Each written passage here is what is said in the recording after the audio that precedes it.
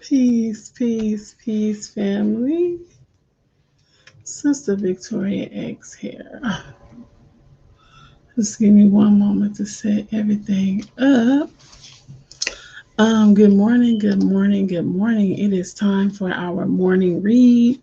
Um, I don't know why I didn't do this before I got on camera, but we'll go. I refuse to continue to have my lips looking ashy. Assalamu alaikum, Sister Shalon.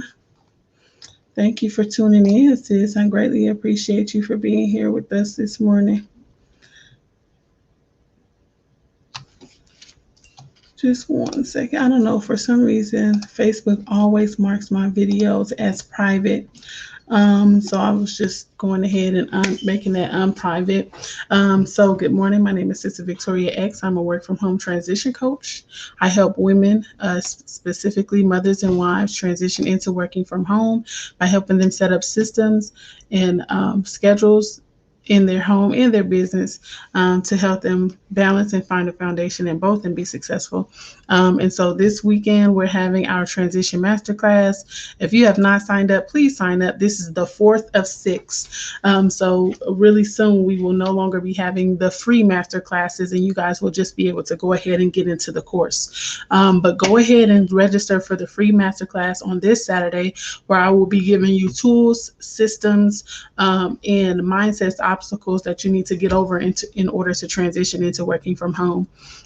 So you can click the link in my bio or go to sistervictoriax.com. It will be the second button right under the masterclass button, the Canva masterclass button. And if you would like to get notified when I go live, go ahead and text Healthy Hue, all caps, no space, to 77948. Hey, Sharita, thank you for tuning in. Hello, Moneymaker 11. Dwayne, thank you all for tuning in. Please tag your friends and share this out, because what we are reading today, I just have a feeling in my spirit, okay, that it's going to be very, very good. I appreciate you all again for tapping in this morning. And so, as always, we're going to go ahead and do the reading first, and then we're going to come back and do the commentary at the end, because I know and understand that everyone does not care about my commentary. So we want to honor those that, only are here for the reading, and let them, disperse once we're finished. So we're going to get into the reading. We are reading The Law of Recognition by Mike Murdock. Discovering the gifts, opportunities, and relationships that God has already placed in your life. 1 Samuel 12:23. Moreover, as for me, God forbid that I should sin against the Lord in ceasing to pray for you. Chapter 21. Recognition of an intercessor assigned to you. Prayer is the greatest weapon of your life. Lost battles are evidences that the weapon was unused. 18 facts you should know about intercessory prayer. 1. God commanded us to pray. Men ought always to pray and not to faint. Luke 18:1. 2. Prayer pleasures the heart of God. And there I will meet with thee, and I will commune with thee from above the mercy seat, from between the two cherubims which are upon the ark of the testimony, of all things which I will give thee in commandment unto the children of Israel. Exodus 25:22. 3. Prayer will pleasure your own spirit. Come upon me, all ye that honor and are heavy laden, and I will give you rest. Matthew 11:28. 4. Prayer affects the lives of others. I exhort therefore, that first of all, supplications, prayers, intercessions, and giving of thanks be made for all men. 1 Timothy 2:1. 5. Prayer births uncommon miracles. Call unto me, and I will answer thee, and shew thee great and mighty things which thou knowest not. Jeremiah 33:3. 6. Your prayer request should be made directly to the Father. And in that day ye shall ask me nothing. Verily, verily, I say unto you, whosoever ye shall ask the Father in my name, he will give it to you. John 16:28. 7. Every prayer request should be made in the name of Jesus. And whatsoever ye shall ask in my name, that will I do, that the Father may be glorified in the Son. If ye shall ask anything in my name, I will do it. If ye love me, keep my commandments. John 14:13 through 15. 8. Prayer reveals humility. It reveals confidence and faith in God. It is the proof of your respect for God. 9. Intercessors are those called to pray for you. As Samuel said, moreover, as for me, God forbid that I should sin against the Lord in ceasing to pray for you. 1 Samuel 12:23. 10. Intercession was the habit of Jesus. And it came to pass in those days that he went out into a mountain to pray and continued all night in prayer to God. Luke 6:12. 11. Intercessors are sought out by God. And I sought for a man among them that should make up the hedge and stand in the gap before me for the land, that I should not destroy it. But I found none. Ezekiel 22:30. 12. Intercessors are needed by every one of us. Peter needed intercessors. While he was in prison, others interceded for him. Peter, therefore, was kept in prison, but prayer was made. Without ceasing of the church unto God for him. Acts 12:5. God sent an angel, released him from prison because of intercessors. 13. Intercession is the habit of uncommon champions of God. The Apostle Paul was brilliant. He knew scripture. He knew the art of persuasion, but he also understood the incredible force that his prayer had. He wrote to Timothy, I thank God, whom I serve from my forefathers with pure conscience, that without ceasing I have remembrance of thee in my prayer, night and day. 2 Timothy 1:3. 14. Intercession is occurring right now in heaven for you. Jesus is your intercessor. It is Christ that died, rather that is risen again, who is even at the right hand of God, who also maketh intercession for us. Romans 8:34. 15. Intercession occurs daily for you by the Holy Spirit within you. Likewise, the Spirit also helpeth our infirmities, for we know not what we should pray for as we ought, but the Spirit himself maketh intercession for us with groanings which cannot be uttered. And he that searcheth the hearts knoweth what is the mind of the Spirit, because he maketh the intercession for the saints according to the will of God. Romans 8:26 through 27.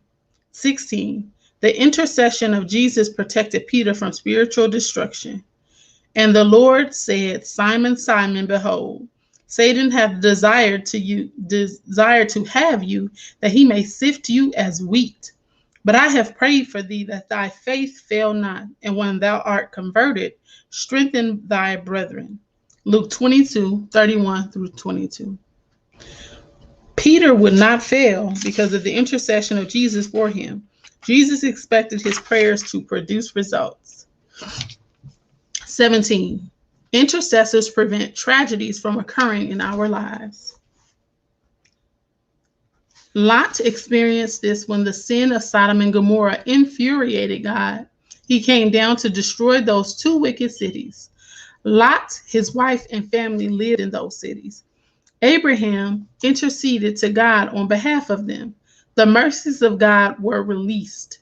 Lot and his two daughters escaped because of the prayers of Abraham on behalf of that city. And it came to pass when God destroyed the cities of the plain that God remembered Abraham and sent Lot out of the midst of the overthrow when he overthrew the cities in the which Lot dwelt. Genesis 19:29.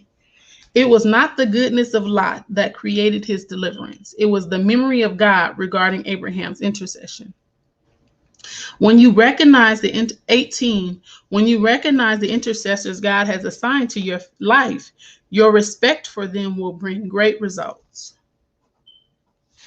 Every month, I send thousands of faith agreement pages to my friends and partners. Some simply throw them away. However, many rush those faith agreement pages back to me and write me later about the incredible results. When you respect your intercessors, your life will experience the greatest parade of miracles you ever dreamed possible. So that is the conclusion of chapter 21, Recognition of an Intercessor Assigned to You, inside of the book, The Law of Recognition by Mike Murdock. Discovering the gifts, opportunities, and relationships that God has already placed in your life. I don't know why my nose keep itching, but I promise y'all, it's just itching, okay? I don't know. I think maybe I need to switch the stuff that I'm using on my face because it's itching on my nose and kind of like right here in my eyebrow. So there's that. So I think this, the thing that kept standing out to me, first of all, we're going to go ahead and get into the commentary. If you like what you're hearing so far, please go ahead and tag your friends and share this out. If you've made it this far inside of the replay, go ahead and hit hashtag replay in the comments and let us know where you're tuning in from. And also, if you would like to get notified when I go live, text Healthy Hue, all caps, no space, to 77948. So, one of the things that I realized, or a reoccurring theme that was in my mind as I was reading this chapter, is the importance of having people in your life that pray and intercede on your behalf. Because sometimes, just like we don't know our greatness, we also don't know the pains, and we also don't know the parts and places in our life that we need a little bit of correction or a little bit of guidance in regard to, right? And so it's very important to have people in your life that see where you are weak, or see where you need to get stronger, or see something that needs to be changed and shifted within you, and pray to allow God on your behalf, right? Because sometimes we just don't know. We can't see it from the inside, because most of the time from the inside, we tend to hone in on the bad stuff, right? And so, walaikum salam, Brother James. Thank you for tuning in. And so it's so good to have people in your life that pray on your behalf. And also, not just pray on your behalf, but those people that have an obvious connection with Allah God. Those people that cherish you, the people that cherish their relationship with Allah God. Those people that, are already connected, right? You don't want somebody that, that's why it's important to clean up your circle, because you don't want the prayers of people that really ain't got nothing good for you, right? Because they might be praying for your downfall, right? And it's not that Allah will grant their prayer, but it's that if someone is hating on you, or someone is that much disgruntled by you, their prayer will lead into an actionary thing on their part. If they're praying on your downfall, if they're focusing on that so much so, then their actions soon will try to move you in that direction. So you got to be very careful about the people that come around you. Good. Assalamu alaikum, Shahina. Thank you for tuning in, sis. So you got to be very mindful about the people that are around you, and about the people that you allow to have access to you, because if there is no correction, there is no love. Okay. Walaikum salam, Sister Taylor. Thank you for tuning in. And so it goes in and it starts talking about, right? And from the text, we can just assume that by intercessor, it means an intermediary from here to there, that transition point, right? And so it says, prayer is the greatest weapon of your life. Lost battles are evidences that the weapon was unused, right? So when we get to talking about trials, and we get to start talking about troubles, and we get to talking about problems, right? Problems that we're sitting in and in the midst of for far too long, problems that we have not seemed to find the answer to. It says that if you find that if you have lost battles, that is evidence that you have not used the weapon of prayer. because prayer is the greatest weapon that you have access, that we have access to. Hey, peace. I am Ramadan. Thank you for tuning in. Right, great prayer is the greatest weapon that we have access to. So if we find ourselves in situations that we can't just seem to overcome, or we keep coming back to this place, or we keep getting connected with this person that's trying to bring us down, or we keep finding ourselves at a dead end job, that means we are not using the greatest weapon at our disposal, prayer. Right. And the beautiful thing and the necessary thing about prayer is that when you pray, you have to believe that Allah will bring it into fruition, fix whatever it is you're asking for, provide whatever it is that you say that you need, and move as if it's already done. That's the part that we often forget. We want to pray and then worry about it. If you have prayed about a thing and then you worry about it after, that is proof of lack of faith. Wa alaikum salam, sister. Thank you. Yes, sir. Peace, sister Fatima. Fatima, thank you for tuning in, sis. Right? If you are praying and then you're worrying after, that's proof that you have not prayed. I mean, that you do not have faith. Right? We want to start getting so convicted and so comfortable and so steadfast in our relationship with Allah God that all we have to do is pray, and all the worry and the stress is alleviated because we know that He will fulfill His half of the bargain. We just have to be working and moving in the direction as if we've already gotten the answer to our prayer, and be open to it not being how we thought it should look. Assalamu alaikum, sister Nadia. Assalamu alaikum, brother D. Right? We have to be open that it might not come in the package that we requested, right? Because guess what? Allah is the best of knowers. And sometimes if He gave us exactly what we wanted and the way that we wanted it, it would have been detrimental to us. Peace, embrace my natural. Thank you for tuning in, right? Because we think we know, but He knows all, right? So not only do we have to pray with faith, we have to work as if it's already done in faith. And then we have to be open to the possibility and open to the idea that it will come in a way that would be the most beneficial for us and not the way that we thought would be most beneficial to us. It says that God commanded us to pray and not to faint.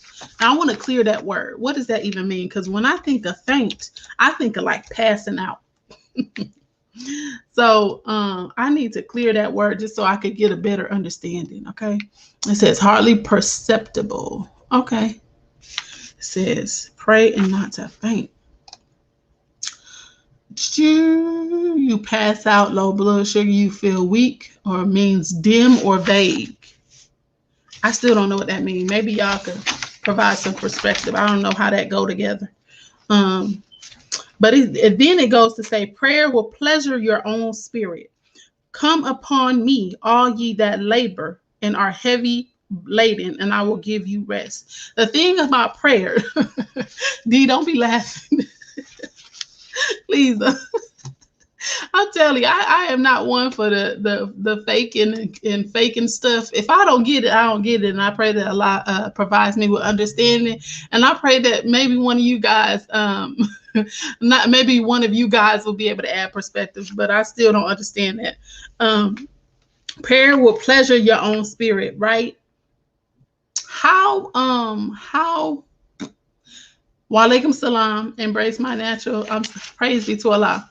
How stress relieving and how pleasurable is it when you're able to connect with and talk to someone that you know is for your good, and that you can have good conversations with, and that you can release your burdens on, that you can talk things through, that you can be provided with solutions to your problems. How much of a burden does that bring off of you? How much pleasure does that provide you, right? That's what prayer does. Sometimes we get so caught up in the ritualistic aspect of prayer that we forget that prayer is a simple means of communication between you and Allah. So if you feel like you need to talk to Allah like you talking to your friend and you might cuss every now and then, I'm not saying cuss in your prayer, people, but just stick to the message, okay? Stick to the message. If you feel like you need to curse or you need to get loud or you need to get whatever, get it out, and get it out with the one that can actually provide you with an answer, provide you with a solution. It's not all about the ritualistic aspects of prayer. It's about as long as you are remembering him in prayer, right? Talk to him how you would talk to a friend. Because when you talk to him how you would talk to a friend, there's a level of vulnerability you allow yourself to have, right? And there's a level of comfortability to where you can really get out what it is that you want. You can really get out what it is that you need. Assalamu alaikum, Sister Naomi, right? When we stick to ritualistic things, right, sometimes it doesn't leave that much room for flexibility. So, of course, do the ritualistic things, but don't feel like that's the only way that you can do it. The way that you talk and communicate with Allah God is the way that you talk and communicate with Allah God. And it's not meant for anyone else to understand or know. Can't nobody tell you how to speak the language of Allah God when he's talking to you. Just like a means of confirmation to me might not look the same to somebody else. So when I'm moving on within life, working as if the prayer is already answered, and I'll be like, okay, that's confirmation. Somebody else might not see it as confirmation because they don't know the prayer that I prayed. Peace, knowledge is life. Thank you for tuning in, right? So prayer will pleasure your own spirit because it gives you the ability to let it all off of your chest and not be judged, especially by people that don't really matter. So then it gets to talking about prayer affects the life. Y'all, I don't know what's going on with me right now. I feel like something is coming up and out of my body. I feel like I might have to. I'm going to just sit for a second.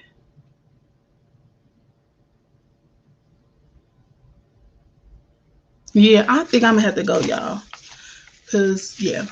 So that is going to be the end of the reading for today. I thank you for tuning in. Please share this out. Tag your friends in the comments.